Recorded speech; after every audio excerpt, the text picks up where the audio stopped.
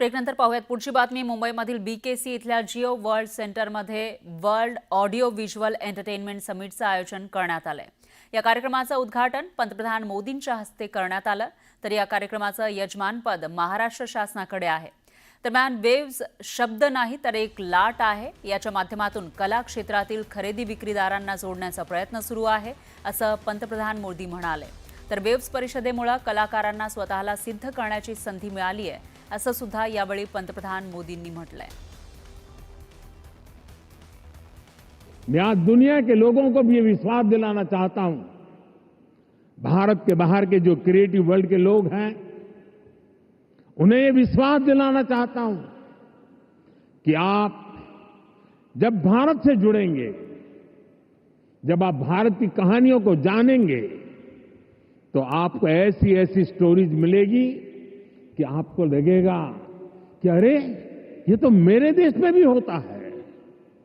आप भारत से बहुत natural connect feel करेंगे, तब आपको क्रिएट इन इंडिया का हमारा मंत्र और सहज लगेगा। ब्रेकनंतर एक धक्कादायक बातमी आहे। दक्षिण सोलापूर तालुक्यातील बोरामणी इथं विहिरीचा कठडा कोसळून बुडालेल्या 2 मुलांचे मृतदेह सापडले। जवळपास 8 तासांपासून शोधकार्य सुरू होतं। आज दुपारी 12:30 वाजता 5 ते 6 मुलं पोहण्यासाठी गेली होती आणि त्यावेळेला कठडा कोसळून 2 मुलं विहिरीत अडकली होती। दरम्यान मृतदेह मिळाल्यानंतर नातेवाईकांचा आक्रोश इथं पाहायला मिळाला। आणि याविषयी अधिक माहितीसाठी आपले प्रतिनिधी प्रीतम पंडित हे आपल्यासोबत जोडले गेले आहेत। प्रीतम, अतिशय दुर्दैवी ही घटना म्हणावी लागेल। 2 मुलं जी पडलेली होती विहिरीमध्ये, अखेर त्यांचे मृतदेह बाहेर आले।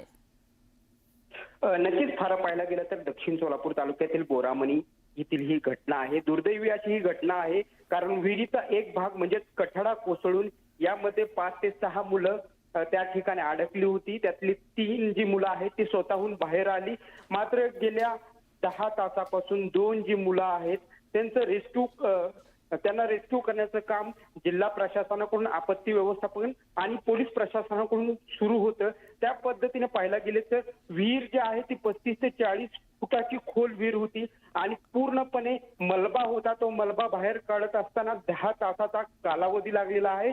मात्र अखेर 10:30 वाजताच्या सुमारास दोन्हीही जे मुलं त्या गाडली गेली होती त्या मुलांचे मृतदेह बाहेर काढण्यात आलेले आहे आणि आता त्याला पुढील म्हणजे पीएम साठी सोलापुरातील शासकीय रुग्णालयात दाखल करण्यात आले आहे। मात्र याच ठिकाणी पाहिलं गेले तर मृतदेह मिळाल्यानंतर जे नातेवाईक आहेत त्यांनी अक्षरशः आक्रोश केल्याचं बोरामणी गावात पाहायला मिळालं। दक्षिण सोलापूर तालुक्यातील बोरामणी या गावात शोककळा पसरली असंच म्हणावं लागेल। बरोबर आहे प्रीतम, कारण ही मुलं तिथं पोहण्यासाठी गेलेली होती, मात्र त्यांचा जीव गेलेला आहे, त्यामुळे आक्रोश पाहायला मिळतोय। दुःखाचा डोंगर या लोकांवर कोसळलेला आहे। दरम्यान धन्यवाद तुम्ही दिलेल्या या सविस्तर माहितीसाठी।